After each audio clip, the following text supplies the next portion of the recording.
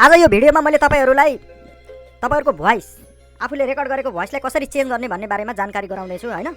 यो बेसिकल्ली स्मार्टफोनको लागि बनाएको एउटा इन्फर्मेसन हो। अब मैले भनिहालेँ हैन, यो बेसिकल्ली स्मार्टफोनको बेसिकल्ली एन्ड्रोइड युजरहरूको लागि हो हैन। यसको लागि सबभन्दा पहिला हामीले के गर्नु पर्यो भन्नुहुन्छ भने प्ले स्टोरमा गएर भोइस चेन्जर विथ इफेक्ट भन्ने चाहिँ खोज्नु पर्यो हैन। यो चाहिँ अब यस्तो किसिमको देखिन्छ हैन। यो खोजिसकेपछि तपाईँले त्यो एप्सलाई इन्स्टल गर्ने र एक्टिभेट गर्ने हैन। अनि त्यो गरिसकेपछि तपाईँले ओपन गर्नुहोस् हैन। केही कुराहरू सोधे भने सायद जहाँसम्म सोध्दैन केही कुराहरू सोधे भने ओके गरिदिनुहोस्। त्यसपछि ओके गरिसकेपछि त्यो एउटा विन्डो खोल्छ। त्यो विन्डो भनेको यस्तो किसिमको देखिन्छ हैन। त्यहाँ विभिन्न किसिमहरूको नाम लेखेको हुन्छ, जस्तो मेगाफोन, फ्यान, एलियन हैन। अब यस्तो विभिन्न किसिमको सेप विभिन्न किसिमको हुन्छ हैन। अब यो खोलिसकेपछि तपाईँले यहाँ अब हेर्नुहोस् विभिन्न किसिमका देख्नुहुन्छ हैन। र अब सबभन्दा पहिला के गर्नु पर्यो भन्दाखेरि हामीले एउटा आफ्नो आवाज चाहिँ रेकर्ड गर्नुपर्ने भयो हैन। त्यो आवाज रेकर्ड गर्नको लागि तपाईँले सबभन्दा पहिला त्यसको यो अप्सनमा हेर्नुहोस् त, यहाँ यो यस्तो ठाउँ यसलाई चाहिँ क्लिक गर्नुहोस् हैन। यहाँ मैले यस्तो देखाएको छु। त्यो क्लिक गरिसकेपछि अनि तपाईँको अब स्टार्ट रेकर्डको लागि चाहिँ तपाईँ चाहिँ अब स्टार्ट गर्न सक्नुहुन्छ हैन। अनि त्यो बटन थिचिसकेपछि यस्तो किसिमको आउँछ। यस्तो आइसकेपछि अब तपाईँले रेकर्ड गर्न चाहनुभयो भने हैन, यसलाई फेरि थिच्नुहोस् हैन। यो फेरि थिचिसकेपछि अब रेकर्ड सुरु हुन्छ। रेकर्ड सुरु हुँदै गर्दा तपाईँको स्क्रिनमा यस्तो किसिमको देखिन्छ हैन। अब यो देखिसकेपछि तपाईँले अब के बोल्ने हो अथवा के रेकर्ड गर्ने हो रेकर्ड गर्नुहोस्। रेकर्ड गरिसकेपछि फाइनल्ली तपाईँले स्टप गर्नु होला। अनि स्टप गरिसकेपछि अनि फेरि पहिलाकै जस्तै विन्डो देखिन्छ त्यहाँ हैन।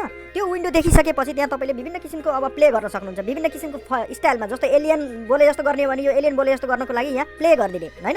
अब जस्तो हेलियमको लागि जस्तो चाहिएको भने हैन, यहाँ प्ले गरिदिने हैन। अब रोबोट बोले जस्तो गर्ने भने यहाँ प्ले गर्नुभयो भने तपाईँले त्यस्तो विभिन्न किसिमको आवाजहरू चाहिँ तपाईँहरूले सुन्न सक्नुहुन्छ। तपाईँको आवाजलाई चेन्ज भएको सुन्न सक्नुहुन्छ हैन। अब यो भइसकेपछि विभिन्न किसिममा तपाईँले सेलेक्ट गर्नुहुन्छ र तपाईँलाई एउटा मन पार्नुहोस् हैन। एउटा मन पारिसकेपछि त अब सेभ गर्नुपर्ने हुन्छ। सेभ गर्नको लागि हामीले के गर्नुपर्ने हुन्छ भने त्यही भएको अप्सनमा यतापट्टि प्लेको अर्को साइडमा हेर्नुहोस् त, यो तीनवटा थोप्ला भएको हुन्छ। त्यो थोप्ला भएकोलाई चाहिँ हामीले थिच्नुपर्ने हुन्छ हैन। त्यो थिचिसकेपछि अनि फेरि अर्को किसिमको नयाँ विन्डो आउँछ हैन। त्यो विन्डोलाई अब चाहिँ मैले अब एकछिनको लागि मैले सेभ गर्छु हैन, मेरो डिस्कमा सेभ गर्छु भन्नुभयो भने हैन। अब सेभ टु डिस्क भनेर यहाँ छ नि, यो सेभ टु डिस्कमा क्लिक गर्नुहोस्। क्लिक गरिसकेपछि यस्तो किसिमको विन्डो आउँछ। अनि त्यसलाई ओके गर्नुहोस्। अनि त्यो चाहिँ सेभ भएर आउँछ।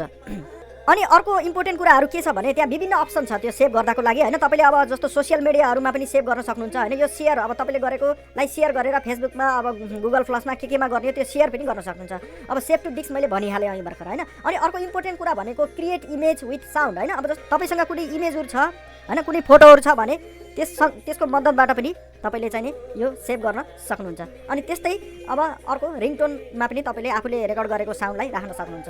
र यसरी विभिन्न स्टाइलमा विभिन्न फर्मेटमा तपाईँले चाहिँ आफ्नो रेकर्ड गरेको साउन्डलाई चाहिँ राख्न सक्नुहुन्छ।